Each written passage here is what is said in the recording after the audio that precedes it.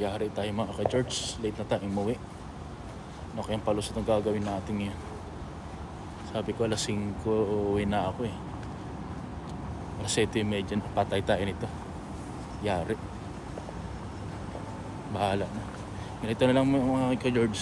May technique tayo dito. Kaya natin yan. Okay? Panoorin nyo ang technique. Para walang problema. Ito na mga Kuya George. The truth will set you free.